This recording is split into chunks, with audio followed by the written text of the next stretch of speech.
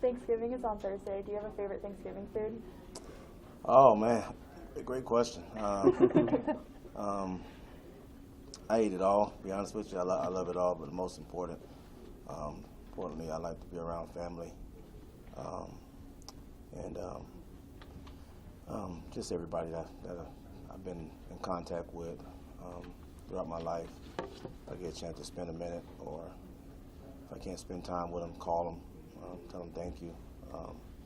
Be around family is important. Be around the players is important. So, yeah, the food is great. I love that part. You know, obviously you can tell I got some weight on me, but most important, just love be around family and friends. Would you like to be working around Thanksgiving? And most people are kind of just relaxing after 2 days of work this week. Right? Yeah, I'd rather be working than playing. I mean, to be honest with you, as a player, I used to play on Thanksgiving all the time when I played for the Lions. So, you know, I'd rather coach than be a player. Well, what's the Thanksgiving difference? Day? What do you say? I mean, you're working either way, right? No, it's different. It's a lot different. Yeah, coaching the game is, you know, it's a lot different than playing the game. So.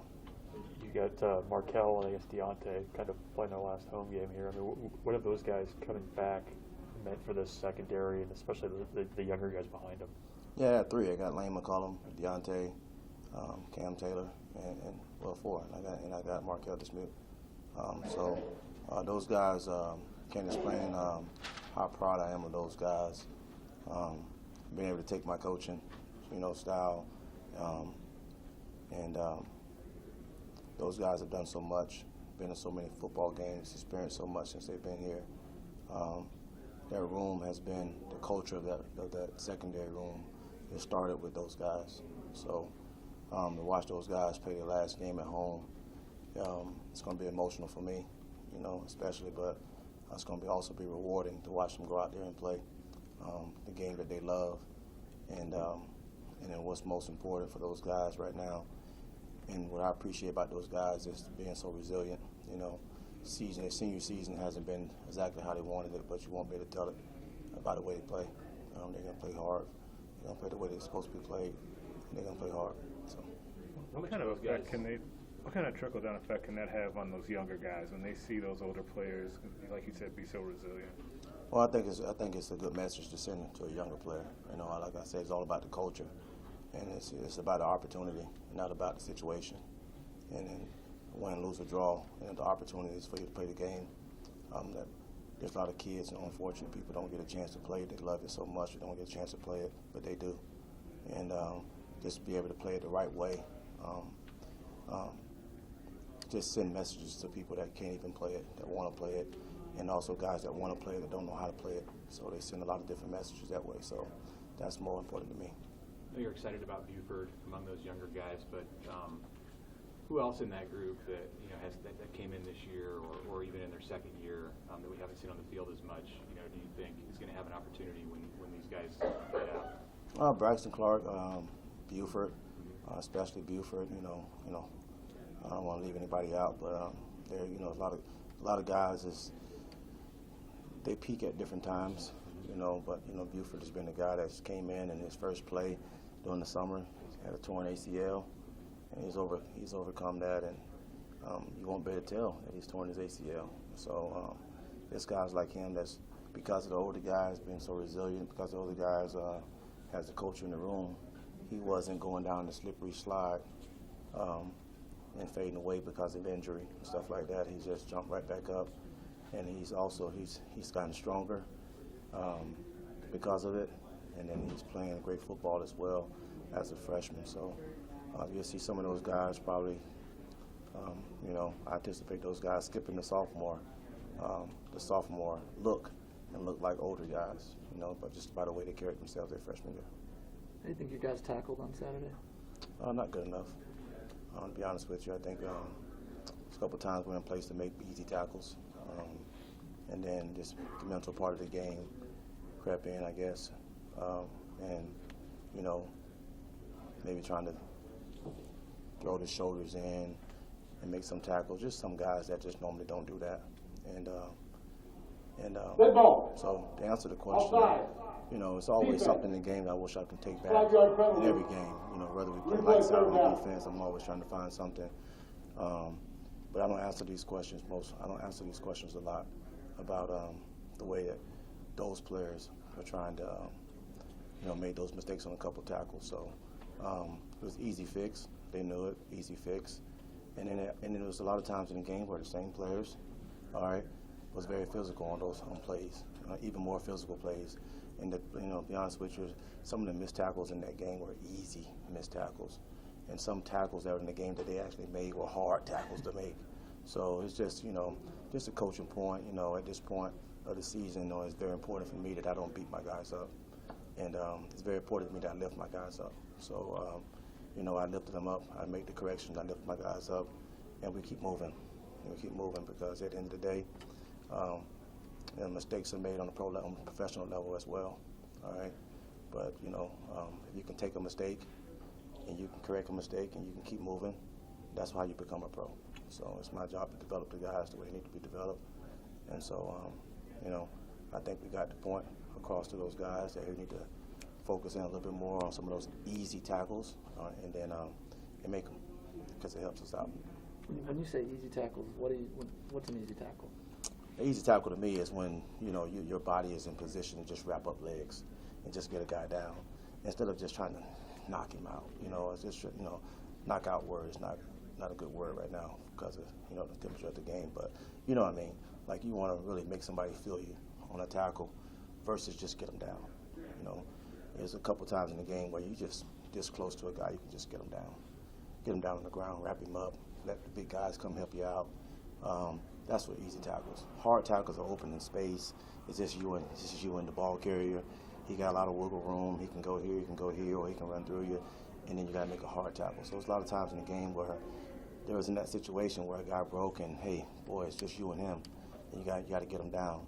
And so that was a hard tackle. There's a couple times where, just every ball carriers in between different people, and you just right next to him, you just grab his legs and let everybody come in and run to the football to get him down.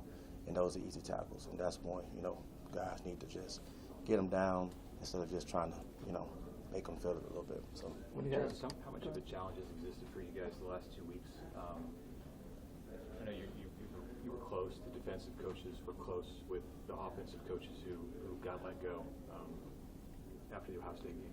Yeah, what was your question again? How much of a challenge has existed for you guys just to go about your business to get ready for these last couple of games without those 4 coaches? Yeah, it's been a challenge.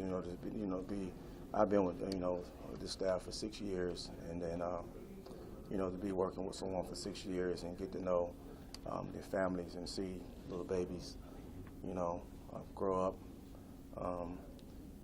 It's challenging to not see those guys and understand the situation that those families are in at this point. And the nature of the game as well. The nature of the game, things that happen throughout the season, plays a factor in a lot of different stuff, a lot of different things. So it's been tough. At the end of the day, man, we all do it for the kids. We don't do it for ourselves. And so what's most important that while we're going through what we're going through, it's most important to show some resilience as coaches and be able to coach these kids through these seasons and get these kids, help these kids try to reach the dreams that they have. So. Hey, with Iowa being another physical team like Wisconsin was, how excited then will your players be to show that tackling situation was just a one-time thing? I mean, to be honest with you, we've played so many tough teams, and every team we've played has been physical. So every team that we haven't played a team yet that just walked out and said, hey, we're going to let you guys take advantage of us. So every team that we've played this year has been tough. Every team that we've played has been physical. We don't play popcorn football here. We play, the top of the top. We love it. We embrace it. And for the most part in this season, I can lift my head up the way we played on defense. How that defense has rised up to a high level against great opponents. So we're not where we want to be, but we're definitely going in the right direction. So I do not think that it'll be no different than the last game. Only thing that I appreciate that these guys just go out the right way, and go out the right way, meaning play their tails off, all right, play for the university, play for their families, and play for the people that can't play this game, that want to play this game. So that's what's most important to me. and make sure they're smiling and having a bunch of fun while they're doing it as well. So. What has Cam maybe showed this year that he hadn't to this point in his career here? All the things I just named. Like, Cam plays. Cam is not perfect. Cam makes mistakes.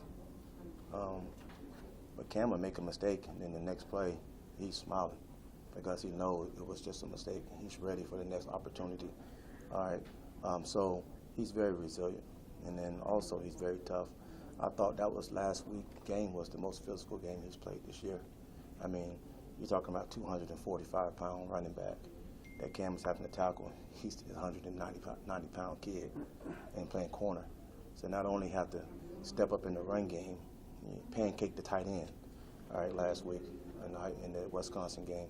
You're talking about a corner that not only has to cover the deep ball, you have to stop the ball from going, deep down the field for touchdowns, but also have to step up in the run game. He's willing to do both. So I think that, when you're talking about that kid, he's a special player because he's willing to step up in any part of the game, whether it's special teams, whether it's defense, whether it's the run game, whether it's the pass game. So. What sort of challenges does Iowa's passing game present? Hey, they got great players. One thing about this conference, they got great players. So they got guys, they got threats. And they're not to be taken lightly. You need to pay attention to them. Good quarterback. Right now, in and out of different quarterbacks, but both of them are good to me. Both of them are very good football players. Obviously, we played against one, before, but the other one is a very good football player. So they got great receivers on the outside. They got a very good tight end, a very good running back that catches balls as well this year. Caught more balls this year than he's done last year. So we know what we're facing. At the end of the day, we want to play this game the right way. We want to play this game for the university. We want to play this game for our families. We want to play this game for the people that can't play this game that want to play it. So there'll be some passion involved in it. You've played before. You've been part of rivalries. What's different about the energy around a rivalry game? To me, it's just the university. It's just the university. It's all involved. It all has to do with the university and how the rivalry started and all of that stuff and the fire you get behind rivalry games and stuff like that. So get the players up. The players are ready to go. The energy is there. The fans is there. The energy is there. So rivalry games I think is great. But for me, as a coach, and then the culture that I set in the room, every game is a rivalry game. Just coaching the secondary, people are trying to score a touchdown on me every single play. So treat everything like it's a rivalry game. So just coaching the secondary is just a position that one small mistake is a touchdown. So it's not like any other positions where you can make a mistake and someone, D lineman make a mistake, the linebackers cover up for it, linebacker make a mistake, secondary cover up for it, secondary make a mistake, it's touchdown. And so just having that, knowing that and, and understanding that, then every game is a rivalry game to me. We talked to Coach Frost a bunch about you guys looking to the transfer portal and the JUCO maybe after this season. What does it take to come in, flourish in Travis Fisher's defensive back room at that position? The want, the desire to be coached, the want to be coached, the want to be great, and everything else comes behind that. Want to get your degree, and everything else comes behind that. Once the secondary stuff gets behind you, then usually the main thing becomes the main thing, and you just start growing with the game and the sport. So whether it's guys out of the portal, whether it's guys that are transferring from junior colleges, whether it's high school kids that are coming in here that are just already kind of polished, the same thing, the same philosophy, in my opinion. You mentioned earlier the guys who are going for big hits instead of just wrapping up. In your experience, why does that happen? Why do you guys go for big hits instead of just wrapping up every now and then? Well, it has a lot to do with the physicality of the game, physicality of the game says, hey man, if I see a guy, I get a guy, and you want to be very physical. Some guys are just very physical. It's one thing to try to explode into a player, that's not what you want to do. That's not the football, the way the game is played now, okay? But it's one thing to have the mentality, and it's one thing to shy away from a tackle, where you're just trying to throw your shoulder in there because you're really trying to shy away from a tackle. And that's where I got to get you off the field, all right? Well, to answer your question, it's hard to take the aggression out of a player. You don't want to take too much aggression out of a player, so you try to keep the aggression in the player, but teach them how to make that same play without bad technique. So, what you witnessed last week was bad technique on a couple of those plays, but great aggression. So. Anything else? Coach Fisher?